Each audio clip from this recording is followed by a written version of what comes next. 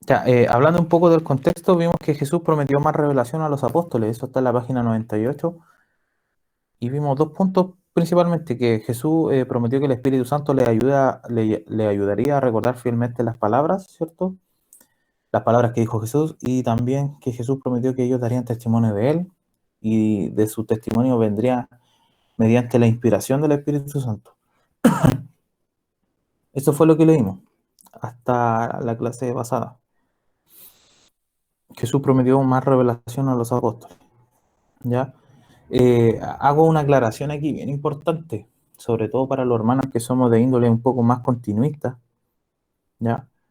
Eh, que sabemos que los dones siguen, ¿ya? Yo prácticamente me adhiero a esa postura, yo creo que los dones espirituales siguen para estos tiempos. Que Jesús haya prometido más revelación a los apóstoles no quiere decir que Dios todavía siga inspirando canon, inspirando Biblia, inspirando más escritura, más profecía, ¿ya? No se refiere a eso, para nada.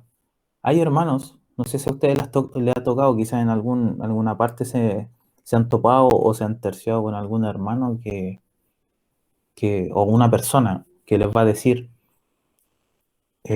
no sé, ustedes les comen, o por algún motivo sale el tema de que ustedes estudian mucho la Biblia y estudian teología, ¿cierto? Y se dedican a leer libros y todo esto. Y la persona dice, ah, pero a mí el Espíritu Santo me habla o me da profecías, en comparación a ti que tú estudias los libros, que a mí me ha pasado varias veces. Ya, eso suele suceder. De hecho, hubo una persona, parece que les comenté, una persona que, que una hermana de la iglesia de acá de Ventana la invitó al discipulado de los 10 miércoles. Y yo cuando hablé con esa persona, antes de entrar a empezar las clases del día miércoles, esa persona, esa hermana me dijo, así que usted es maestro, usted enseña, usted lee, estudia, y me dijo, ah, pero el Espíritu Santo a mí me habla, po. Así como queriendo dejarme atrás porque el Espíritu Santo a ella le hablaba y nosotros estudiábamos la Biblia, ¿me entiendes? Entonces, a ese punto quiero llegar, que repasando un poco el punto anterior, que Jesús al prometer más revelación a los apóstoles no se refería al don de profecía, ¿ya? Ni al don de ciencia, ¿ya? Por si acaso, no se refería a eso, sino que se refiere a esos dos puntos que le nombré, principalmente que les ayudaría a recordar fielmente las palabras que Jesús dijo. O sea, en primer lugar, un trabajo del Espíritu Santo o uno de los ministerios que tiene el Espíritu Santo hoy en día en nosotros, que somos su iglesia, es ayudar a recordar fielmente lo que Jesucristo dijo. ¿Ya? Y eso es demasiado importante porque al final todo lo que está escrito, todo lo que está escrito en el libro de Dios y lo que habla, sobre todo los cuatro evangelios que hablan de la vida de Jesucristo, el, el, el evangelio eh, cuádruple, le dicen los teólogos, ahí está relatada toda la vida de Jesús y muchos detalles que son de tres libros que son sinópticos, Mateos, Marcos y Lucas, que son los sinópticos porque ellos dan la sinopsis de la vida terrenal de Jesús. Y Juan, que es un evangelio bastante diferente que habla de la historia celestial de Jesús como divinidad. ¿Ya? Entonces el Espíritu Santo en primer lugar nos ayuda a recordar eso. O sea, a recordar, en simples palabras, a recordar lo que está escrito. No nos da nuevas revelaciones de Jesucristo. O sea, eh, el Espíritu Santo no va a venir y nos va a decir, mira, Jesucristo es de tal forma y eso lo que nos va a decir va a ser distinto a lo que ya está escrito. ¿Ya? Eso es un tremendo error y si pasa hay que rechazarlo, porque el canon está cerrado. Ya no hay más revelación escritural, no hay más revelación doctrinal que dar. ¿Ya? Y eso no tiene que ver como cuando viene el Espíritu Santo y nos visita y nos da iluminación, nos redarguye de pecado, nos tira al suelo, como decimos, lloramos y tenemos intimidad con Él, tenemos comunión, el Señor nos sana, el Señor nos da ministerio y cosas. Eso es otra cosa. Estamos hablando de lo escritural, ¿ya? Entonces, cuando Jesús prometió, ¿sí?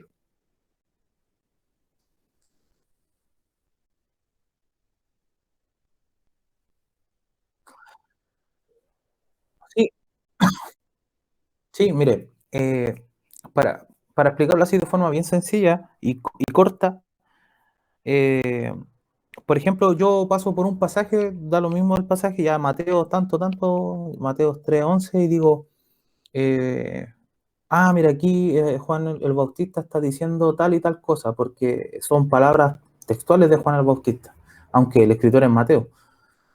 Pero ese día yo entiendo el texto de cierta forma, y después yo voy en oración y le pido al Señor que me dé como más sabiduría, no sé cómo quieren llamarlo, y al otro día voy al texto, o después a la semana o al mes, y yo veo otras cosas en el mismo texto. Entonces, voy a contrastar lo que yo sabía la semana anterior o el mes anterior frente a lo que Dios me está mostrando ahora.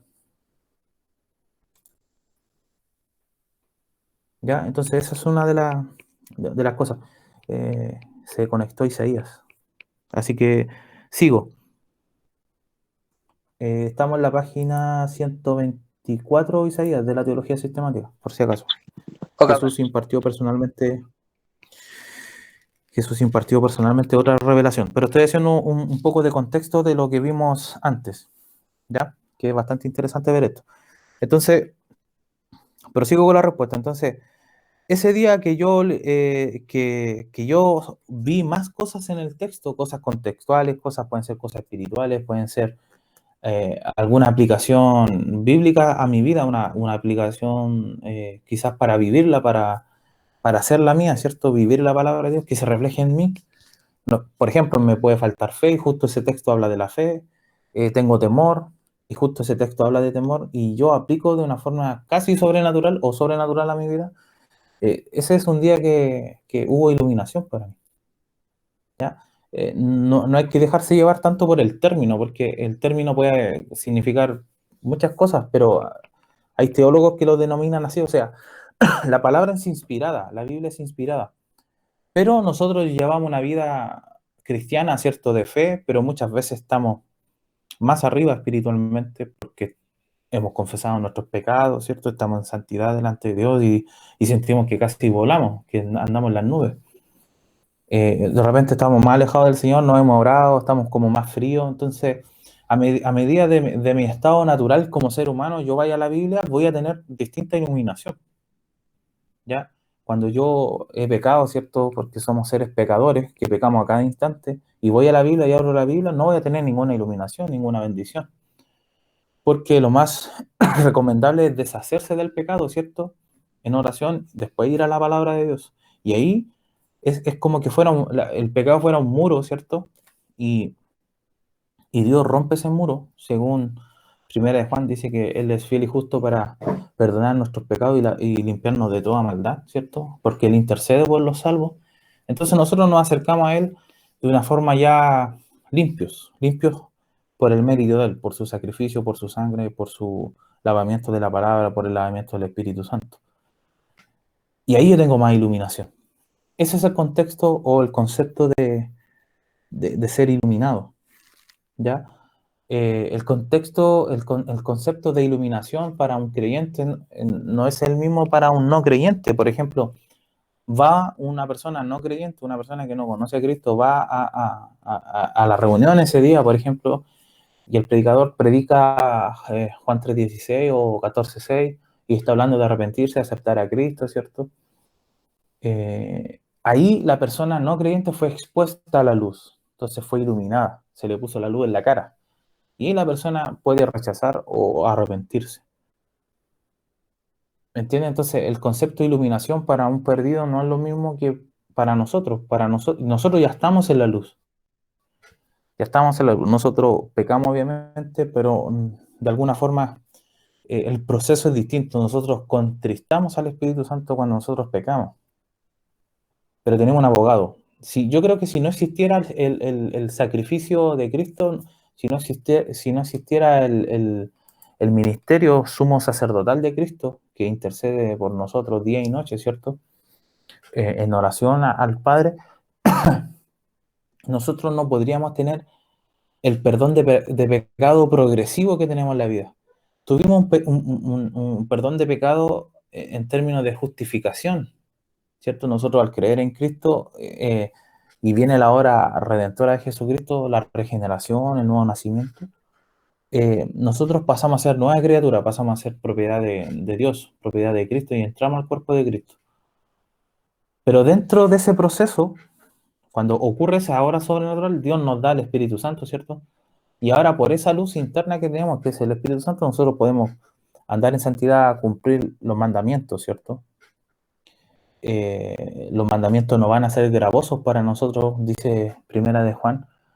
Cuando estamos en la luz, cuando somos convertidos, los mandamientos de Dios van a ser un deleite, ¿cierto? Como dijo David en los Salmos, o como amo tu ley, o cuánto amo tu ley, nos vamos a gozar en eso. Pero para la persona de afuera que no tiene el Espíritu Santo, no ha sido regenerada y no ha sido convertida, ¿cierto? Y Dios no ha hecho una obra en ella. Es una carga los mandamientos. Se gozan en el pecado, ¿cierto? Uno de los mandamientos dice no adulterarás y el de afuera adultera. El de adentro también puede adulterar, pero se somete bajo la disciplina de Dios. Entonces, lo que les quiero decir es que son distintos escenarios. Estamos puestos a la misma luz, pero la luz para los perdidos es una luz en sintonía con un juez. Tiene más que ver con una condenación. Aplicar la justicia a un perdido es condenación. Aplicar la justicia a un salvo es disciplina, es corrección. ¿Ya? Y la corrección de Dios puede ser física, puede ser espiritual, puede ser almática, incluso puede ser física en términos de la muerte. La Biblia habla de eso, hay pecados de muerte y no de muerte. Entonces, la exposición a la luz tiene que ver con eso, tiene que ver con tener la luz ahí enfrente. Mano, ¿Sí? interrumpa. Tocó un tema importante que quisiera preguntar. Y si me desvío un poquito del tema, me disculpa, pero necesito No, preguntar dele no. esto. Usted hablaba sobre un enfriamiento y Sí, a veces tenemos un nivel espiritual más alto, a veces más bajo, pero ¿qué pasa con aquellos que profesan ser cristianos, que fueron mucho tiempo a la iglesia y que después de un momento a otro se apartaron y llevan años apartados? ¿Ese enfriamiento puede ser por años o si es un enfriamiento realmente de un creyente no puede ser por años? sí. Si verdaderamente sois mis discípulos, permaneceréis en mi palabra, dice la Biblia. ¿Cierto? Vamos a perseverar. Una de las señales, una de las consecuencias como o características o atributos, como quieran llamarlo, de un creyente verdadero va a ser la perseverancia, que fue uno de los 5 puntos de la Reforma Protestante dentro de la teología calvinista, que es la última, no sé si se acuerdan, la perseverancia de los santos. Ahora nosotros, me gusta como lo dice MacArthur, nosotros perseveramos en esta vida, en la vida cristiana, porque Dios nos preserva. O sea, nosotros no podríamos perseverar si el Espíritu Santo no hiciera algo dentro de nosotros o por nosotros. Ya, porque obviamente ustedes lo saben, toda la gloria es para Dios. El arminiano piensa que, que persevera por sus propios medios, porque se esforzó, porque el arminiano estaba pensando en un evangelio de obras, ¿ya? Nosotros como calvinistas quizás, o un poco más reformados para usar la palabra, pensamos de que es Dios actuando en nuestra vida, ¿ya? Y así la gloria se la lleva toda a Dios, no nosotros. Si nosotros hacemos algo en la obra de Dios es porque Él nos utilizó, Él puso el impulso, Él puso la gana, Él puso el tiempo, Él puso los recursos, todo. No podemos nosotros realizar obras del Espíritu, ¿ya? Nosotros hacemos solamente obras carnales. Eh, yo creo que eso como base, entendiendo eso. Lo segundo, creo que para responder eso habría que decir que la obra del Espíritu Santo no te deja tranquilo. El Espíritu Santo morando en ti te va a recordar, redarguir también de pecados, ¿cierto? Te va a enseñar, te va a exhortar. Eh, y eso yo lo he visto, eso se ve, aunque tiene base bíblica, se ve más en la experiencia, en las circunstancias. Yo lo he visto con los años, lo he visto gente que estuvo, no sé, 10 años en el Evangelio, que incluso llegó a estatus bastante altos, jefe coro y predicadores, pastores, líderes, guías y después se fueron. Y pasan 15 años, 20 años y están con otra señora, tienen otra familia. Y la Biblia me muestra que nunca fueron, que fueron personas que participaron, que estuvieron Pues expuestas a la luz. mero emocionalismo. Claro, un sistema emocional, un sistema más que emocional, bueno, aunque la emoción viene de la carne, obviamente, eh, yo creo que un sistema carnal, porque el otro día estaba estudiando ese tema, que es un tema bastante interesante, de que la carne es muy consagrada. La carne es un sistema que tenemos nosotros, obviamente, en el cuerpo, pero estoy hablando de un sistema de funcionamiento. La carne es activista. No sé si se han dado cuenta de que, mira, el que tiene el Espíritu Santo, Dios le va a dar testimonio de que el hermano que está ahí rodeando, ¿cierto? O un amigo, un hermano, un compañero, la familia, quien sea, el Espíritu Santo te va a dar testimonio de que él es cristiano. Te va a dar, no, tú no necesitas pruebas físicas para decir, ah, este es cristiano. No, porque cualquiera puede tomar la Biblia y se para y va. Los testigos de Jehová andan así, los mormones andan así, muchas sectas andan así. Pero el Espíritu Santo, cuando uno tiene un poco más desarrollado ese discernimiento de espíritu, ese don espiritual que da el Espíritu Santo, tú te vas a dar cuenta quién es cristiano de verdad. O por algo espiritual o por algo físico. Y lo físico me refiero a, por ejemplo, de la abundancia del corazón habla la boca. Tú conoces a un cristiano y si te habla todo el día Biblia, o sea, tú sabes que a lo mejor es una persona dedicada al estudio, ¿cierto? Y tiene la palabra morando en la persona. Esa persona está llena del Señor y una forma de llenarnos del Señor es con la Biblia. La oración, el ayuno, ¿cierto? Que son los medios de gracia.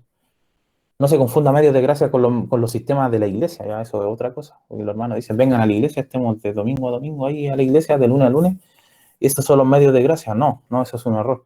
El medio de gracia son los medios que Dios ha dado. Predicación del Evangelio, oración, bautismo, consagración, la Santa Cena. Todos los medios que nosotros por gracia hemos llegado a la presencia de Dios son los medios de gracia. Uno es el Evangelio, la predicación, como digo, el estudio de la Biblia, la oración. Ya se confunden esos términos. Pero lo que quiero decir es que la sangre, la carne es bastante consagrada, muy consagrada y súper religiosa. Súper religiosa. Súper religiosa. Lo podemos ver en las sectas. Si nosotros denominamos, por ejemplo, a todos los testigos de Jehová que son sectas, que lo más probable es que todos sean, nosotros no conocemos el mundo de ellos, el corazón de ellos, de todas esas familias que participan a nivel mundial en esa secta. Quizá hayan escogido de Dios ahí y después van a salir a la luz, no lo sé. Eso lo sabe Dios. Pero si pudiéramos definir a todo ese grupo como falso, ¿cierto? Una de las formas, yo lo dije estos días cuando me tocó predicar en la iglesia donde participo yo, lo dije en el sermón que la última vez prediqué, que una de las formas de saber cuando una persona es cristiana, ¿cierto? Sobre todo con el tema de la secta, es preguntarle quién es Jesucristo. ¿Qué opina de Jesucristo? ¿Qué es Jesucristo para él? Incluso cristianos que ni siquiera han estudiado tanto, te van a decir, es el Hijo de Dios o es Dios en la carne, que es una buena respuesta. Y las sectas te van a dar muchas otras respuestas que son bastante erradas, que son respuestas heréticas, están llenas de errores.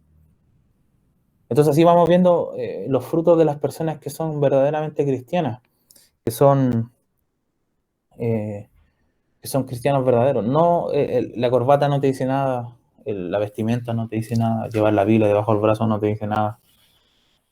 Un fiel reflejo de eso es la predicación de las 10 vírgenes, ¿cierto? 5 insensatas, 5 prudentes. ¿Se acuerdan de esa predicación? Y Sí, sí. ahí la Biblia la Biblia nos muestra ahí una verdad. Bueno, el Señor en cierta ocasión me iluminó para ver ese pasaje y les cuento un poco lo que vi, porque la aplicación para todos es distinta. Pero el Señor me enseñó en ese pasaje de que pueden haber, las 10 tenían sus lámparas, dice. Claramente la Biblia dice, 10 tenían sus lámparas, 5 tenían aceite y las otras no tenían aceite. Y recuerden, el aceite en la Biblia es un símbolo del Espíritu Santo. Y si vamos a Juan 3, nos vamos a dar cuenta que el que tiene el Espíritu Santo, el que no ha nacido del agua y del Espíritu, el agua, la Biblia, Espíritu, Espíritu Santo, ¿cierto? Que el nacimiento de un verdadero creyente ocurre por dos fenómenos, la Biblia por comer la Biblia, ¿cierto? En un sentido metafórico también es Jesucristo, que Jesucristo es la palabra de Dios revelada, ¿cierto? O hecha carne. Entonces, el lavamiento ocurre por Jesucristo y por el Espíritu Santo. Entonces, el que no naciere del agua y del Espíritu no puede ver o entrar en el reino de Dios. ¿Qué nos está diciendo eso? De que el aceite es un símbolo del Espíritu Santo, como les dije. 5 tenían aceite, dice la Biblia, las otras no, pero las 10 tenían su lámpara. ¿Y qué es la lámpara? ¿Cuál es la lámpara? ¿Cómo podemos identificar la lámpara dentro del contexto de la Biblia? Salmo, La Biblia, claro, es la Biblia. El Salmo dice, lámpara es a mis pies tu palabra y lumbrera nuestro camino, ¿cierto? La palabra de Dios, físicamente hablando, la Biblia, el libro. Entonces, yo vi una luz ahí y Dios me estaba mostrando, mira, hay personas que tienen la Biblia, que la leen, que la tienen ahí en la casa. Sectas que están llenas de la Biblia. Pueden estar adulteradas algunas, otras no. Pero las personas no han nacido de nuevo. Entonces, 5 nacieron de nuevo y entraron a la boda, ¿cierto? Con el novio. Y 5 sí tenían la lámpara, sí tenían su religión, sí tenían su Biblia, sí tenían su vestimenta, sí eran activistas, iban a todas las cosas. Y la Biblia dice, fíjense en eso, dicen que las 10 cabecearon. O sea, los salvos y no salvos pueden cabecear, que es un símbolo de retenerse ahí en la hora, de ser flojo, ¿cierto? Como le dijo Pablo eh, a Timoteo, ¿se acuerdan cuando le dijo, aviva el fuego del don de Dios, ¿cierto? Que fue puesto en ti o rogado por ti por imposición de manos, ¿se acuerdan de esa parte? Los pentecostales, ¿cierto? Suelen predicar eso como para avivar el fuego, como uno tiene la capacidad de eso.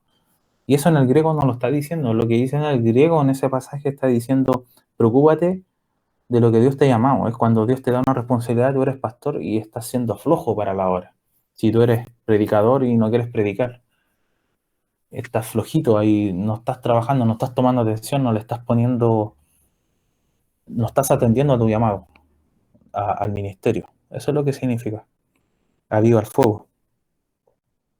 Ponte en directa relación con Dios y atiende el llamado de Dios que te está llamando, ¿cierto?, a trabajar.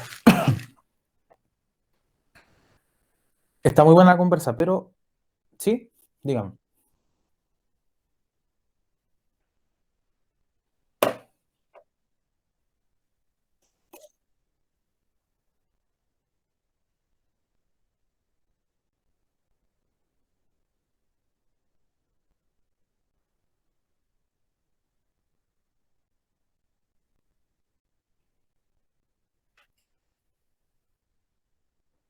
Mm,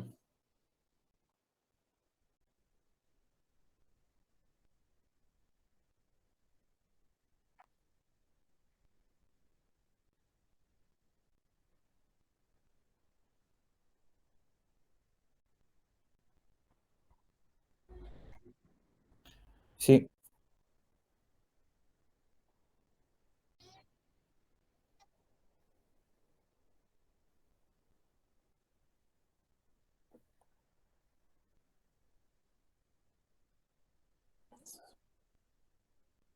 sí, sí, exactamente. Sí, bueno, Dios es soberano, Dios hace como Él quiere y Él va poniendo lo que uno va hablando. Yo siempre le he dicho, hay hermanos que me han preguntado eh, en mis predicaciones, bueno, cuando yo hago un estudio de un libro, sí llevo muchos apuntes, porque yo soy muy disperso en mi mente, soy medio desordenado, salpico por allá, por acá. Los hermanos que me conocen más saben que para estudiar un versículo estoy prácticamente consultando muchos comentarios. Eh, y es un tema tratar de abarcar toda la línea y ser un poco más general. No me agarro de un comentario porque hay comentarios que tienen distintos matices. Al- de todo, ustedes saben, hay exegético, teológico, un poco más eh, expositivo, otros son académicos, otros son aplicables quizás a una escuela sabática, una escuela dominical. estudio entre semana, y hay distintos matices, reunión general, y se va, la predicación o los estudios se va matizando según el público también, hay hartas cosas que influyen.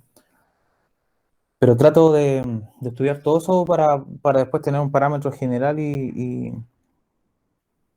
ver lo que sale ahí, o lo que ocupa Dios para hablarle a la gente.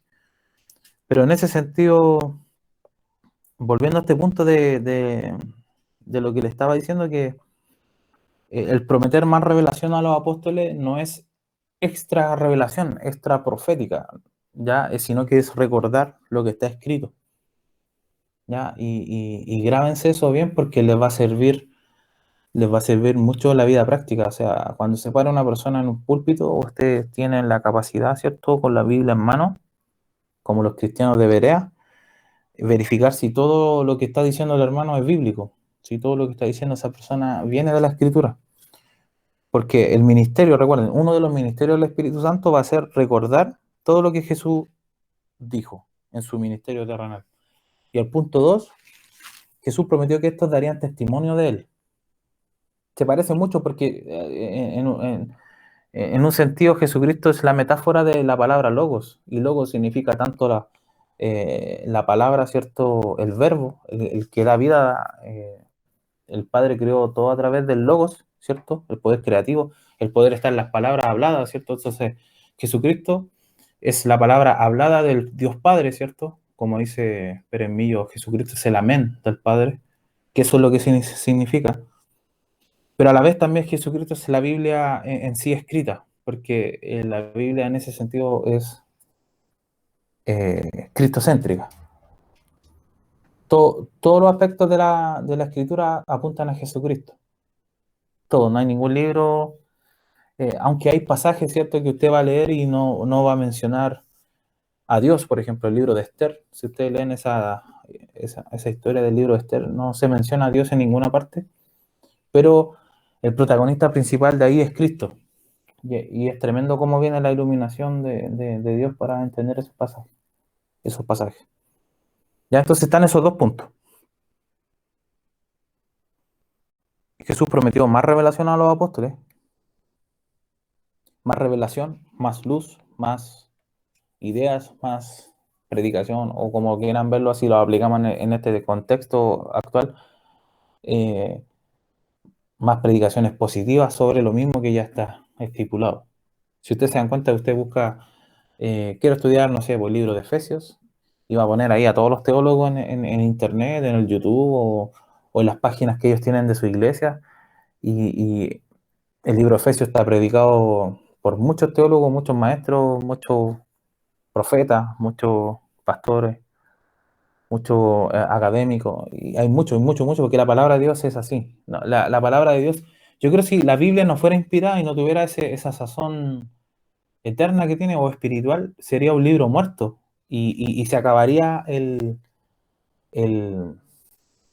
lo que uno puede sacar del libro, como una noticia. Es como cuando uno lee una noticia en las redes sociales o en la tele y dice, no sé, pues, tal persona murió en una balacera. Y la noticia, ese es el marco de la noticia. Y no se puede hablar más de eso porque eso es lo que sucedió, fue un evento con horas, ¿cierto? Con minutos. Participaron quizás 2 personas, 3 personas, pero es un evento cerrado donde ya no se puede ir hablando más, no se puede argumentar más sobre un hecho dado, un hecho histórico que pasó y que no hay más detalle, donde uno ya no se puede alimentar más de eso porque la noticia se cerró. La Biblia no es así. La Biblia uno puede leer el mismo versículo 500 veces y 500 veces uno va a ver una luz diferente, una iluminación diferente, una aplicación diferente que Dios te quiera hablar a ti o aplicar a tu vida.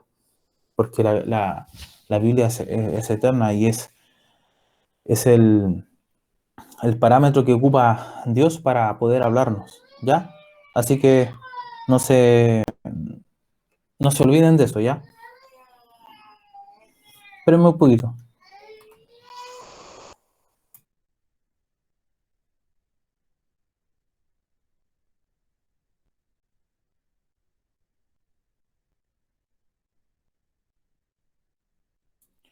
Y ahora sí. Entonces vamos a leer un poquito acá, avanzando. Igual nos quedan unos 15 minutos, 10 minutos. Jesús impartió personalmente otra revelación. Lo vamos a leer para que podamos entender eso que se dice ahí, porque puede sonar contradictorio a lo que hemos conversado. En el Nuevo Testamento tiene otro testimonio sobre Jesucristo que es pertinente para esta exposición. El Apocalipsis o la revelación de Jesucristo lleva este nombre porque consigna la revelación que el apóstol Juan recibió directamente de Cristo casi al final del siglo I. Ya los teólogos dicen que recibió el Apocalipsis entre el 96 y 98 después de Cristo. Aunque se trata ciertamente del testimonio de Juan bajo la inspiración del Espíritu Santo sobre las cosas que han de venir, es decir, directamente en la línea con la promesa de Juan 16:13. Leamos el versículo. Juan 16,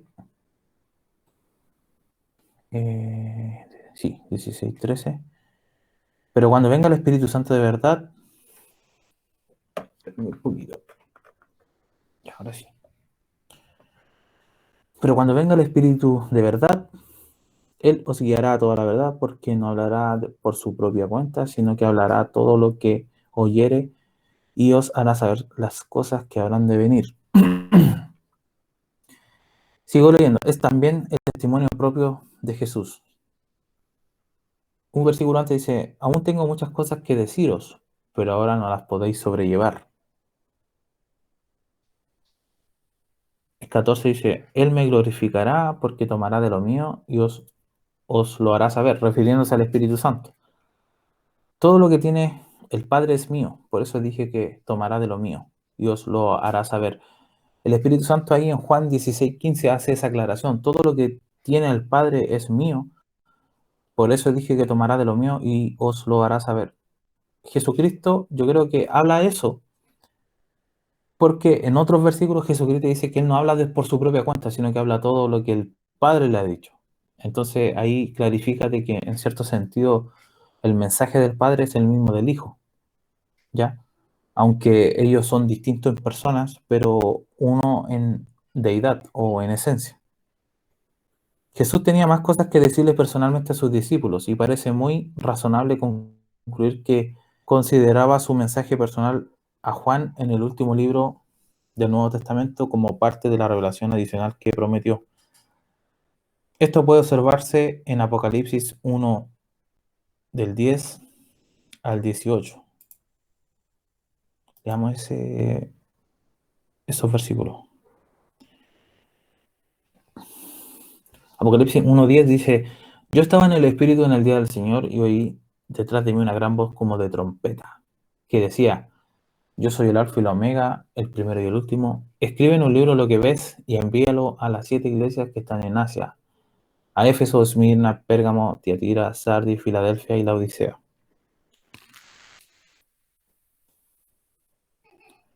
Y me volví para ver la voz que hablaba conmigo y vuelto vi 7 candeleros de oro. ¿Se dan cuenta la metáfora? Y me volví, se supone que dice, y oí una gran voz como de trompeta. En 1 Tesalonicenses 4 dice que Jesucristo cuando Él habla tiene voz de arcángel, con trompeta de Dios. Entonces podemos ver que es la voz del Espíritu, la voz de Jesucristo. ¿Ya? Me volví para ver la voz que hablaba conmigo y vi 7 candeleros. ¿Qué vio? ¿Se acuerdan cómo se llama el candelero? Que una vez hablamos de eso en una clase. El menorá. Ya para que no lo... El menorá, sí. Vi 7 candeleros de oro, y en medio de los 7 candeleros a uno semejante al Hijo del Hombre. Se dan cuenta que la parte del medio del candelero representa a Jesucristo, y los otros 6 son los espíritus del Espíritu Santo, que serían los 7 espíritus que están delante del altar de Dios, que está un par de capítulos más adelante acá en Apocalipsis. Vestido de una ropa que llegaba hasta los pies y ceñido por el pecho con un cinto de oro. Su cabeza y su cabello eran blancos como blanca lana, como nieve, sus ojos eran como llama de fuego, sus pies semejantes al bronce bruñido, refulgente como un horno, y su voz como estruendo de muchas aguas. Tenía en su diestra 7 estrellas, de su boca salía una espada aguda de 2 filos, y su rostro era como el sol cuando resplandece en su fuerza. Cuando le vi, caí como muerto a sus pies, y él puso su diestra sobre mí, diciéndome: no temas, yo soy el primero y el último. Era Jesucristo, el que vivo y estuve muerto. Ahí se dan cuenta que el que vivo, sabemos que Jesucristo en deidad vive para siempre, ¿cierto? Porque es Dios, y Dios no puede morir y tiene vida en sí mismo, según Juan, según el apóstol Juan. En su libro escribe eso. Pero dice, miren cómo se pasa de deidad a humanidad. Y el que vivo y estuve muerto, porque Dios no muere, estuvo muerto. Más de aquí que vivo por los siglos de los siglos. Amén. Y tengo las llaves de la muerte y del Hades. Se dan cuenta que en este sentido la revelación de Jesucristo es tremendo. Recuerden, este es un dato de cristología, no se lo olvide nunca. Jesucristo preexistente es Dios, ¿cierto? Claro que sí, es divino.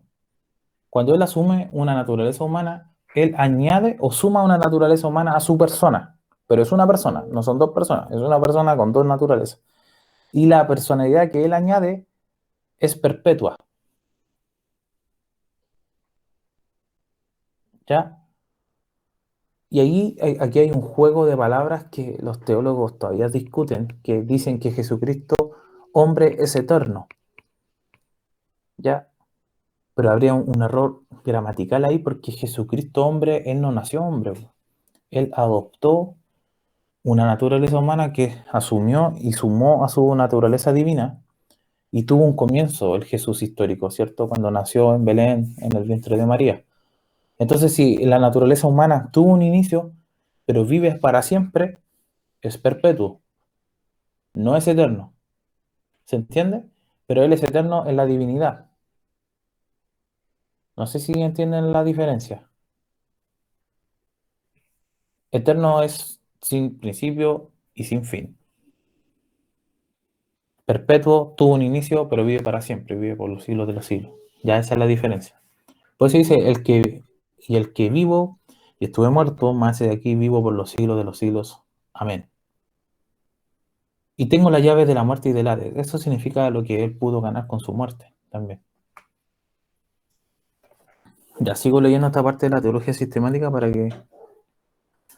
Apocalipsis 1, 10, 18 dice, donde Juan identifica la fuente de esta revelación como aquel que estuvo muerto y vive, algo que solo puede aplicarse al propio Señor Jesús. Esto significa que la revelación incluida del resto del libro que le dio Juan, que le dio a Juan, su mensaje personal a cada una de las 7 iglesias, Apocalipsis 2 y 3, y la otra revelación sobre el futuro derramamiento de la ira de Dios, Apocalipsis 4 al 18, la culminación de la historia de la redención en la segunda venida, Apocalipsis 19, el establecimiento del reino milenial, Apocalipsis 20, y el establecimiento final de los nuevos cielos y nueva tierra, Apocalipsis 21 y 22.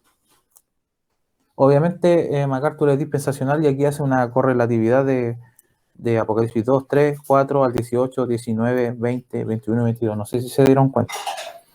Si esta teología sistemática hubiera sido postmilenial o amilenial, no hubiera estado Apocalipsis 20 acá, ¿ya? Sino que hubieran puesto Apocalipsis 20 como el tiempo o la era de la iglesia, que eso es lo que creen ellos, que estamos ahora en el reino milenial. ¿Ya? Pero no vamos a hablar de eso. No sé si hay alguna pregunta hasta ahora de lo que hemos conversado. Yo siempre hablo mucho y de repente me salgo un poquito del libro, pero la idea es darle un contexto también a esto para que se pueda entender y no sea tan plano leerlo.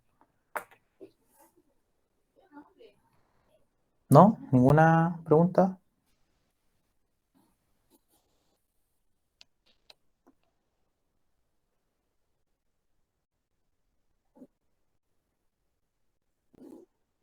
Claro, claro, sí, sí, exactamente. Sí, por ejemplo, claro, claro, sin añadir nada, porque si ustedes se dan cuenta, si, cuando uno lee, por ejemplo, yo personalmente estoy estudiando el Evangelio de Juan. Yo he consultado hartos comentarios y dentro de los comentarios bíblicos obviamente hay cosas que son iguales, o sea, que los comentaristas, los eruditos no cambian. El contexto, por ejemplo. El contexto, o sea, por ejemplo, los evangelios sinópticos, Mateo, Marcos, Lucas, hablan mucho de Judea, de otras partes alrededor de Jerusalén. Pero, por ejemplo, Juan habla mucho de Jerusalén, sí, como la ciudad de Dios, así como se centra mucho el ministerio de Jesucristo en Jerusalén. Eh, entonces, si yo voy a comentarios de Juan y quiero estudiar la introducción de todos los comentarios, me compré 20 comentarios de Juan y quiero estudiar todas las introducciones para ver qué dicen, me voy a encontrar que todos concluyen de que Juan se centró en Jerusalén, ¿me entiendes? Entonces, hay hechos históricos, hechos culturales que no cambian, porque son contextuales, ¿ya? Son contextuales, o sea, si Jesús se apareció, por ejemplo, empezó a hablar con Nicodemo en Juan 3, la samaritana en Juan 4, eh, y quizá algún comentarista se le escapa y dice, no, que lo más probable es que el pozo de Jacob hubiera estado en tal parte, y el otro comentarista eh, dice, no, que el pozo estaba a 2 kilómetros más allá de donde dice el otro comentarista y lo cita y lo pone en la bibliografía. Eso se llama crítica textual, cuando los teólogos empiezan ahí a diferir. La crítica textual sirve harto para tener un marco más amplio, ¿ya? Eh, pero si se fijan que si el pozo está 2 kilómetros más allá o más acá, no va a alterar, no altera el contenido práctico o el contenido doctrinal de lo que Jesús le quiso enseñar a la samaritana, ¿se entiende? Entonces, no cambia mucho eso, pero sí, cuando uno va a la exhortación de los versículos, uno se da cuenta de que ciertos comentaristas apuntan a cierto ángulo de la iluminación, ¿ya? Por ejemplo en Juan 3, cuando Jesús habla con Nicodemo sobre el lavamiento de la regeneración por el agua y por el espíritu, hay comentarios que ustedes ni se imaginan, porque hay comentarios desde el siglo II en adelante con Crisóstomo, con Josefo, con Agustín de Hipona, Tomás de Aquino, la era patrística donde estuvieron los padres de la iglesia, donde dicen que el agua, por ejemplo, es el líquido amniótico que tenía la mujer ahí en el útero. O sea, hasta, hasta ese, hasta ese punto. Entonces, y ahí después hay una progresión de la iluminación, ¿cierto? De la escritura, donde se llegan a consenso. Entonces, los teólogos que son un poco más honestos dicen, no, mira que tal teólogo 200 años atrás dijo esto, pero igual lo cito porque es interesante, pero no estoy de acuerdo con él. Yo creo que es mejor. Hay otros teólogos que dicen que ni siquiera citan eso, sino que desprestigian al otro y dicen, no, que Tomás de Aquino estaba equivocado. Y así. Entonces, cuando uno estudia un libro sistemáticamente y hace teología bíblica, que es estudiar la Biblia versículo a versículo o los libros versículo a versículo, se va a encontrar con esta crítica textual donde varios autores difieren con muchos aspectos. Pero la iluminación, creo yo, y esto es mío, es personal, yo creo que la iluminación aplica a lo que Dios te quiere decir a uno en la práctica. O sea, yo leo el texto y puedo tener 20 comentarios aquí alrededor de la Biblia, pero lo que yo voy a sacar de ahí, lo que Dios va a aplicar a mi vida es la iluminación. Eso no quita que no consulte los otros comentarios. Yo lo encuentro muy valioso ver los comentarios históricos y de hecho lo veo más por un tema que es más honesto con la teología. Hay hermanos que no consultan, no se compran ningún comentario porque dicen de que no le dejan el poder al Espíritu Santo, que no creen en esa inspiración plenaria que te da el Espíritu Santo ahí in situ en el momento. Entonces no quieren comentarios bíblicos porque no les tinca, no quieren las opiniones de hombres, dicen, sino que quieren lo que le dice el Espíritu Santo. Pero eso también es arrogante porque si yo digo eso, yo me estoy centrando en lo que Dios nomás me quiere hablar a mí, po. Pero no me estoy dando cuenta de que han pasado más de 2000 años de historia y si a mí me interesa la teología histórica, voy a consultar a los más grandes teólogos que se levantaron del siglo II en adelante. Tiene que ver también con un método académico que tengamos nosotros como escuela. Ya hay hermanos que no les interesa, otros que sí. Pero yo creo que lo importante es ser fiel al texto, ¿ya? Y ahí obviamente va a venir la iluminación del Espíritu Santo y todo eso. Y la aplicación que usted le saque a su vida va a ser algo particular, ¿ya? Porque a lo mejor usted al leer tal parte de la Biblia, si el hermano Sebastián lee tal parte de la Biblia, él lo va a aplicar quizá y lo va a entender de cierta forma, ¿cierto? Aunque no va a cambiar el texto en sí, la interpretación correcta que sería la interpretación conceptual y contextual de la palabra. Pero sí, el principio bíblico que va a sacar ahí lo va a aplicar de cierta forma. A lo mejor el hermano Samuel para otro lado, el hermano Antonio para otro lado, y así. Porque somos distintos en ese sentido. Nuestro cerebro quizás va a captar otras cosas, ¿ya? Y eso tiene que ver con la iluminación. Tiene que ver con, en mi opinión, como les digo, lo repito, que tiene que ver más con la aplicación práctica que saquemos de la Biblia a nosotros. Porque el sentido histórico no lo vamos a poder cambiar. El sentido histórico es así. Y no hay más, ¿ya? Ese punto al que vimos ahora, Jesús impartió personalmente otra revelación. Para terminar, le digo solamente eso, que esto es cronológico, si se dieron cuenta, ¿cierto? Es un tema cronológico. Dice, Jesús impartió personalmente otra revelación. Si cualquier hermano sin estudio va a esa frase, diría, pero ¿cómo Jesús impartió personalmente otra revelación?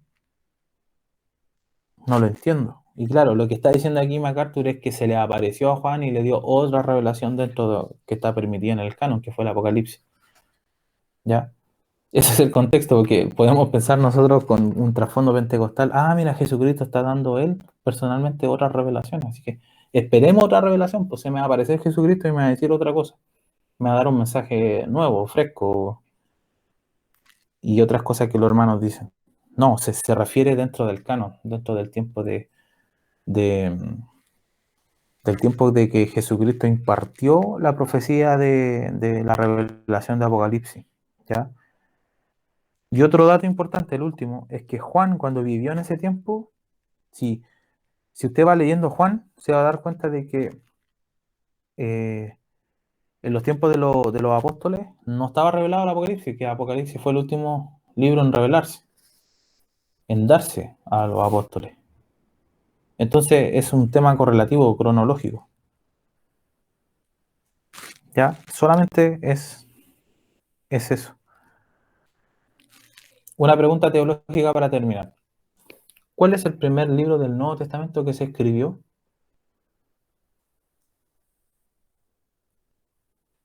El último ya lo sabemos, es Apocalipsis, 98 después de Cristo.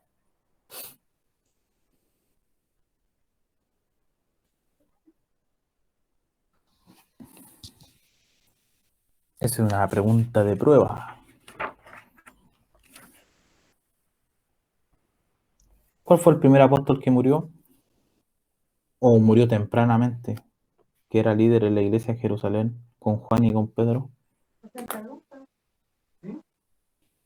Jacob. Bien, bien, Toñito. El apóstol Jacobo. Santiago. En nuestra Biblia está como San Jacob. Santiago. San Jacob. Exactamente. ¿Ustedes sabían ese dato de Santiago? ¿Que por qué se llama Santiago? Santiago no es un nombre. Santiago viene del latín, que le ponían a todos los libros en la época de la iglesia romana, le ponían a todos el San. San Marcos, San Lucas, San Mateo, San Juan, los escritos de San Pablo, etcétera. Entonces, a Jacobo quedó como Saint Jacob, y quedó como Santiago, en la transliteración de la Vulgata Latina. Saint Jacob, y ahí viene Santiago, ¿ya? Pero él es Jacob. ¿Por qué los otros no quedaron con San? ¿Cómo? ¿Por qué los otros no quedaron eh, por nombres cambiados por el San? Yo San creo que Juan, San Mateo. sí, sí, en español salen. Si usted se mete a la Biblia de cualquier español de estudio, una Biblia normal va a salir San Juan, Evangelio según San. Pero la transliteración en latín no la hicieron, ¿sabe por qué yo creo? Que es una ¿Mm? cuestión, es una cuestión mía, una cuestión personal. Eh, Creo que los libros, los cuatro evangelios se ven como libros, eh, ¿cómo se pudiera decir? Como, aunque es un error, pero se ven como libros principales dentro de otros libros. O sea, si vamos al Nuevo Testamento, usted sabe al tiro que el cristiano sabe mucho de Mateo, de Marco, de Lucas y de Juan. ¿Para qué estamos con cosas? Son los que más se leen, los que más se predican.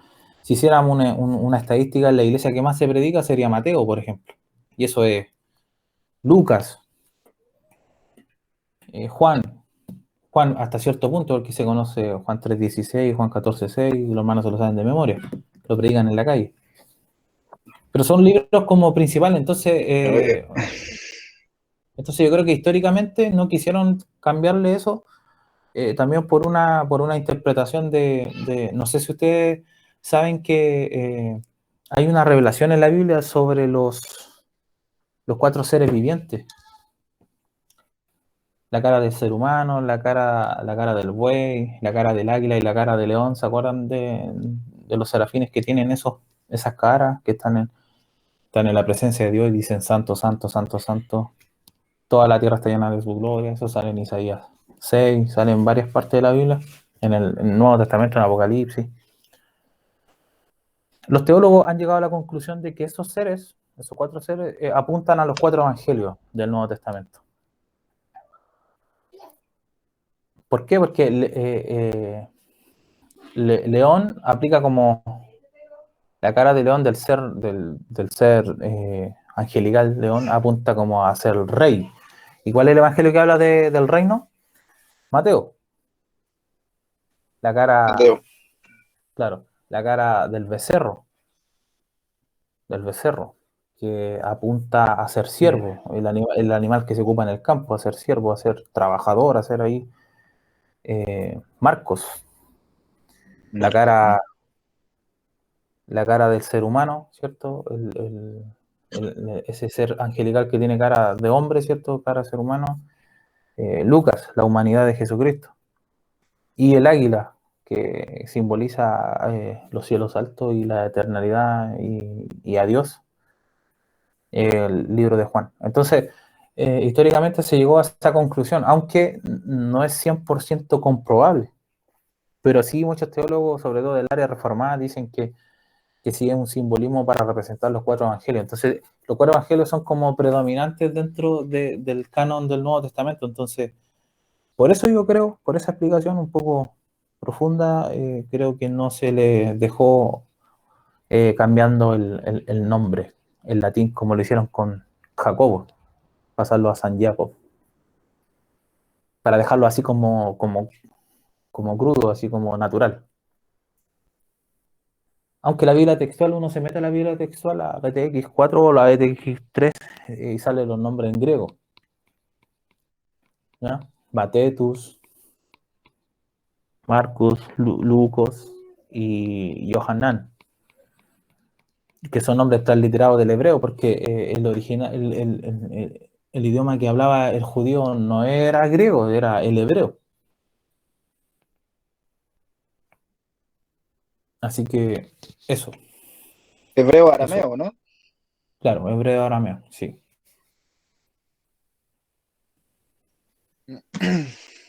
No sé si hay alguna pregunta para terminar. Tengo millones de preguntas.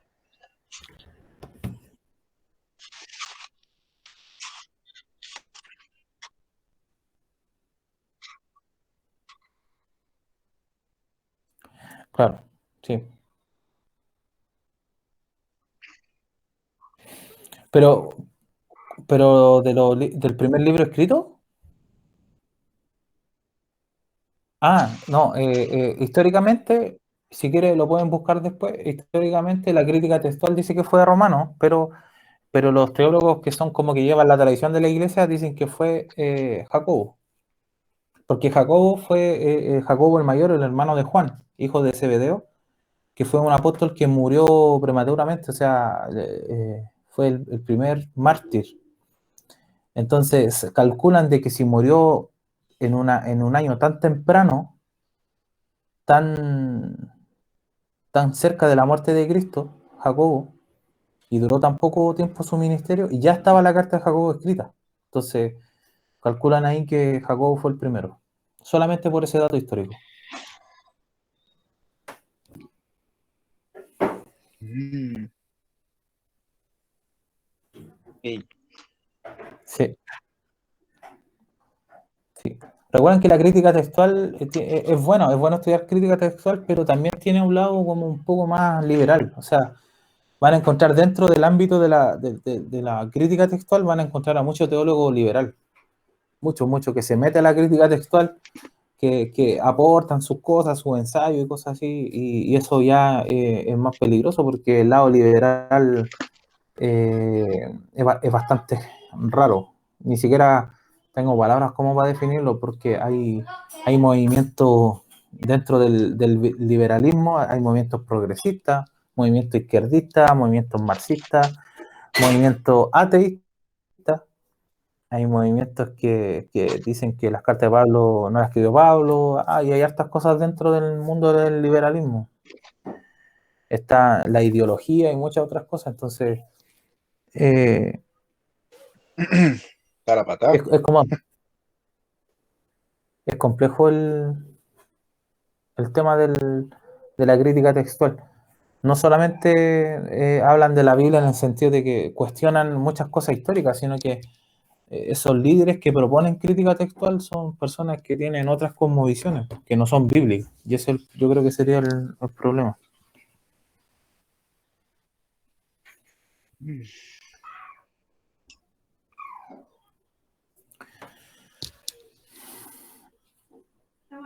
Ya chicos, no sé si tienen alguna pregunta, alguna o algo, ¿no?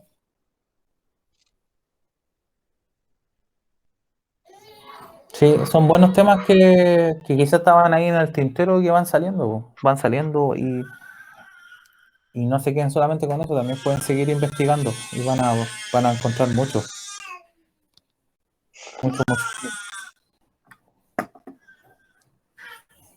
Eh, bueno, Cuando las... bueno, hermano, vamos a... Tengo que ver, a ver, ya. Urias se conectó, ya Antonio, Samuel, Sebastián. No sé si pueden activar la cámara para guardar una fotito antes de irnos, si es que pueden.